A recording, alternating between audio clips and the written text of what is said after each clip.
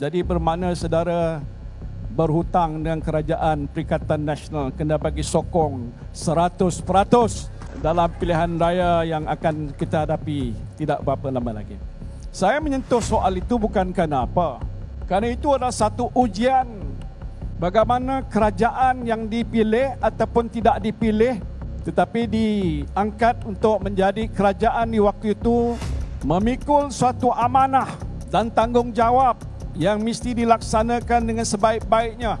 Bukan saja kita berhadapan dengan masalah krisis kesihatan, kita berhadapan dengan krisis ekonomi yang amat teruk sekali. Ramai yang tidak dapat bekerja, ramai peniaga terpaksa berhenti daripada menjalankan perniagaan mereka. Pak Cik Saleh, Mak Cik Kiah, ada tak kat sini nama Mak Cik Kiah? Saya cuma ulang ini untuk nostalgia, memperingatkan kita dalam tempoh yang tidak berapa lama dahulu. Dan itu telah membawa kesan yang cukup besar kepada ekonomi negara kita.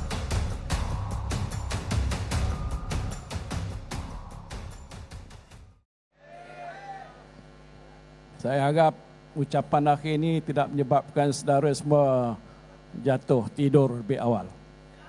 Boleh tunggu sikit. Alhamdulillah, saya panjatkan rasa syukur kehadrat Allah Subhanahu wa taala kerana pada malam ini dapat bersama-sama dengan saudara-saudari dalam satu perhimpunan yang begini besar yang dianjurkan oleh Perikatan Nasional, khususnya di peringkat Negeri Sembilan ini. Terima kasih saya ucapkan pada Datuk Faizal ataupun Peja dan rakan-rakan pimpinan Perikatan Nasional Negeri Sembilan yang telah pun mengambil daya usaha untuk mengaturkan satu program yang amat penting ini untuk membolehkan rakyat Negeri Sembilan mengikuti perkembangan yang berlaku di tanah air kita. Baik dia menyentuh soal ekonomi, politik, sosial dan sebagainya. Sebelum saya berucap tadi, saudara-saudari telah pun mendengar ucapan pemimpin-pemimpin yang lebih awal tentang apa yang sedang pun kita hadapi di negara kita pada waktu ini di bawah kerajaan perpaduan pimpinan Datuk Seri Anwar Ibrahim. Apa dia? Oh, Madanon. Sebenarnya saudara saya sekalian, walaupun kita berhimpun di sini sebagai rakyat Malaysia di Negeri Sembilan, kita sebenarnya berada dalam satu situasi yang amat sukar. Boleh juga dikatakan suatu krisis yang sedang pun dihadapi oleh negara kita. Sama ada kita sedar ataupun kita tidak sedar. Kerana sebenarnya dalam tempoh beberapa tahun sebelum ini kita berdepan dengan satu krisis yang melanda negara untuk tempoh yang agak panjang, iaitu pandemik COVID-19. Kebetulan waktu itu saya memimpin negara sebagai Perdana Menteri.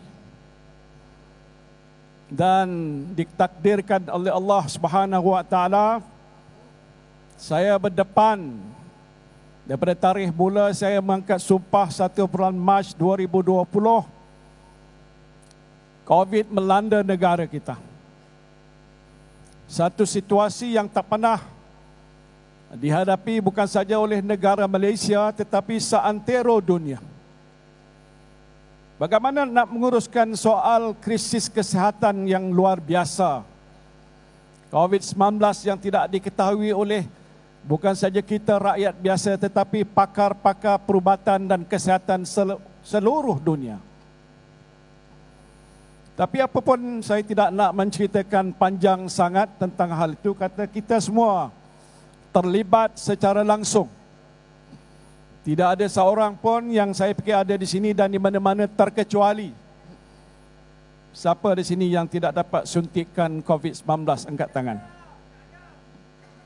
Semuanya. Jadi bermakna saudara berhutang dengan Kerajaan Perikatan Nasional kena bagi sokong 100% dalam pilihan raya yang akan kita hadapi tidak berapa lama lagi. Saya menyentuh soal itu bukan kerana apa. Kerana itu adalah satu ujian bagaimana kerajaan yang dipilih ataupun tidak dipilih tetapi diangkat untuk menjadi kerajaan di waktu itu memikul suatu amanah dan tanggungjawab yang mesti dilaksanakan dengan sebaik-baiknya. Bukan saja kita berhadapan dengan masalah krisis kesihatan, kita berhadapan dengan krisis ekonomi yang amat teruk sekali.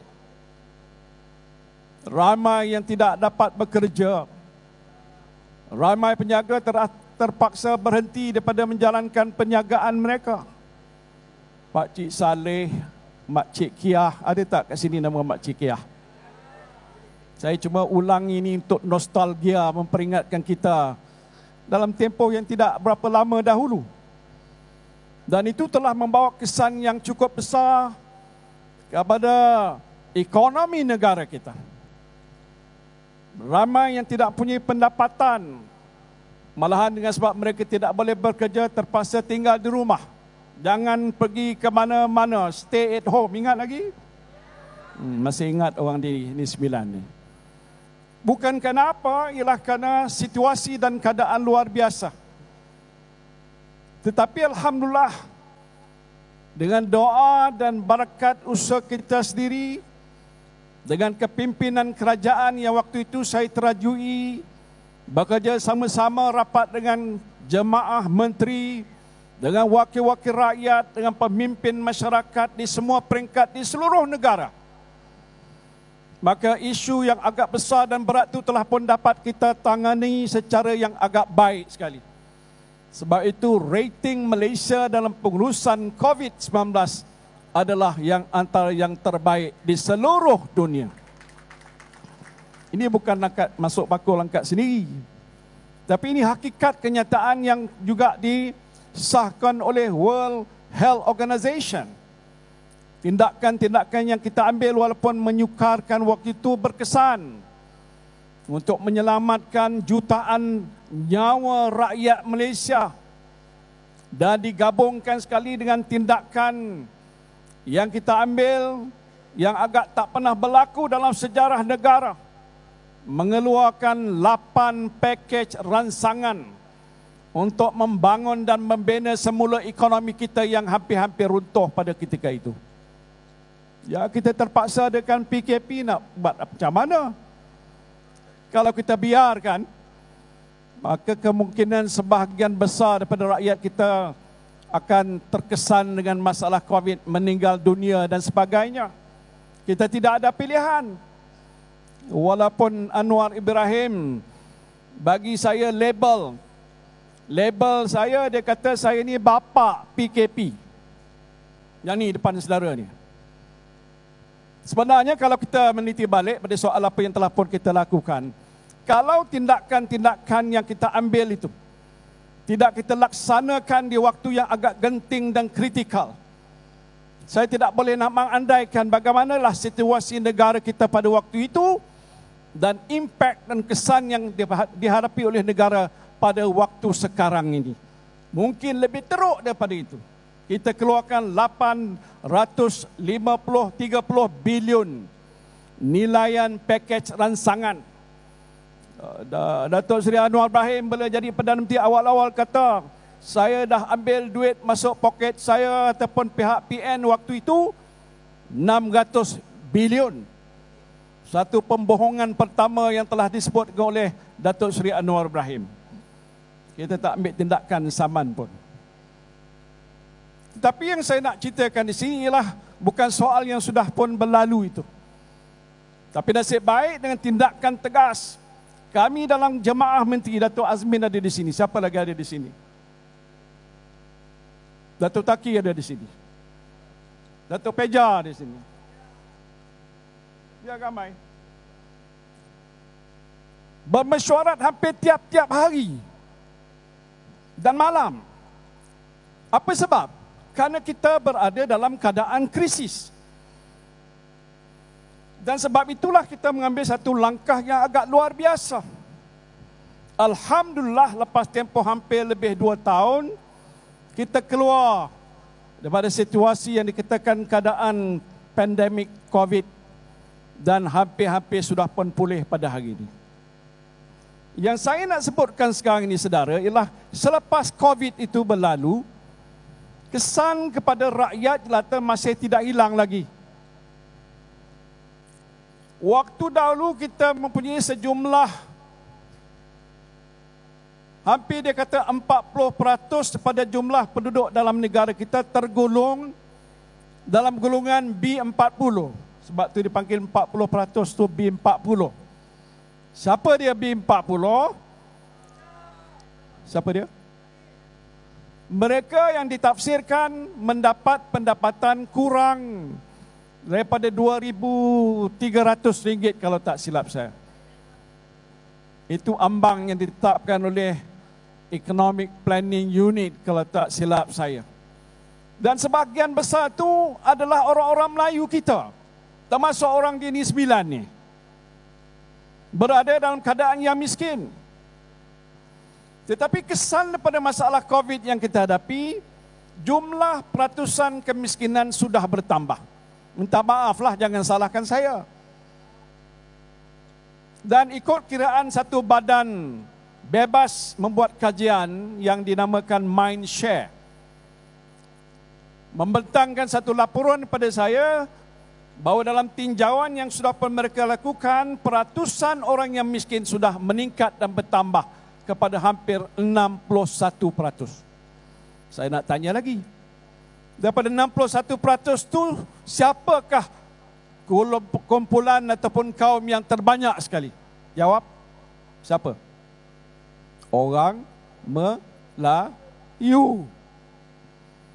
Maknanya kelompok orang Melayu yang sudah jatuh miskin, tidak mempunyai pendapatan, tak ada kerja, tak cukup makanan, tak dapat menyara keluarga, tak boleh bantu anak masuk universiti, tak boleh membiayai kos-kos hidup yang lain, semakin hari semakin meningkat dan bertambah. Mereka yang duduk dalam kategori M40, M itu medium, pertengahan. Dulunya 40%. Sekarang yang 40 dah tinggal hanya hampir 18% saja. Mana pergi yang baki? Sudah jatuh kepada kumpulan B61. Faham tak? Saya cakap ni bukan telur Negeri Sembilan. Cakap bahasa Johor.